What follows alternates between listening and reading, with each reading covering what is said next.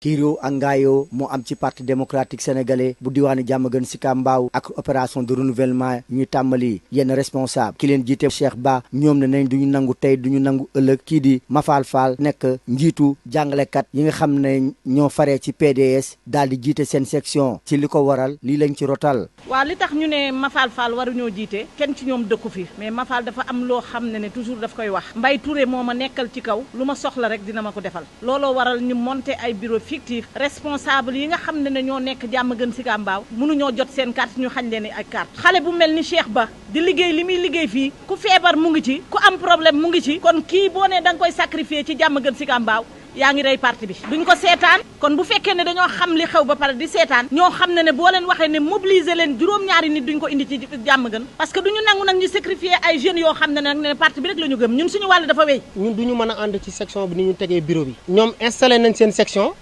ñu ne dañoo jël Mafal Fall comme secrétaire général nit ki xanaa bala nga ko fal sax moom dafa war a teew mais ñu porté choix boobu noonu ci Cheikh Ba ñun Mafal Fall ànduñu ci moom parce que Mafal Fall dëkkul ci commune bi te ñun dese nañ 15 secteurs yoo xam si nii ak installé wuñ ko. ñoom sax ba tey ñu ngi sàkku seen direction parti ñëw daal di ci àtte ak élection présidentielle yi ñuy waajal si atum 2024 ngir ñu mën a fal seen candidat Karim Wade. loolu nag dañ koy wax le frère Karim Wade ndax mu xam ne ñu ngi koy nax ndax lii bu fekkee ne dañ ko seetaan nii PDS dootul doxati ci Diamaguène Sicap Mbao na ci parti bi jóg nu mu gën a gaawee balaa ñoo jàll ci beneen étape ñu ngi interpellé nag direction parti bi parce que yëg nañu li xew Mbaye Touré ak Mafal nekk fii ku fi dëkkatul dootuñu jiiteeti di renouveler nag suñu confiance envers le président Karim Wade xam ne ñu ngi koy xaar. waaye kii di Mafal Fall bu ñu jokkoo moom xamal nañu ne ci fan yu néew dina ci andi tontu waaye galaa loolu di am ñooñu faree ci parti démocratique sénégalais bu diwaanu Diamaguène Sicap Mbao te faree ak Cheikh Ba ñoom di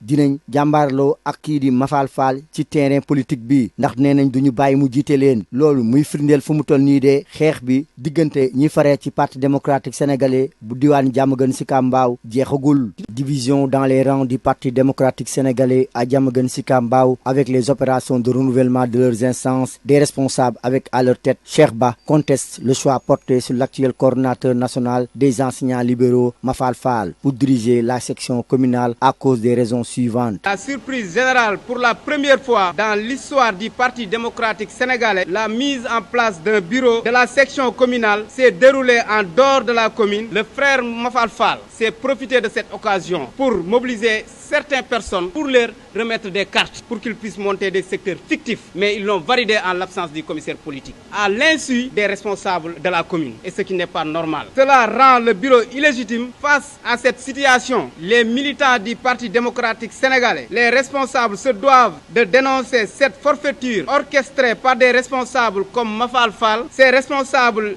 minoritaires ont voulu usurper de la volonté des militants, ce qui ne saurait être accepté. Mafal Fall, il n'habite plus dans notre commune. Ça dit celui qui doit dire une commune doit être habitant de cette commune-là. Nous avons riposté. Ils exigent d'ailleurs l'arbitrage de la direction de leur parti en vue de consolider les acquis à la base d'ici la présidentielle de 2024 pour élire leur candidat Karim Wade. Nous en appelons d'abord à la responsabilité des membres de ce bureau irrégulièrement élus à revenir à la raison. Nous en rappelons surtout à l'intervention et à l'arbitrage des responsables de ce grand parti qui est le PDS. Nous tenons à préciser que jamais nous accepterons une telle forfaiture. La sagesse voudrait que le frère Mafal Fall puisse ressaisir pour dire que s'il veut travailler pour l'intérêt du parti, s'il veut travailler pour la réélection, pour l'élection du président Karim Wade, il n'a qu'à respecter les choses, faire les choses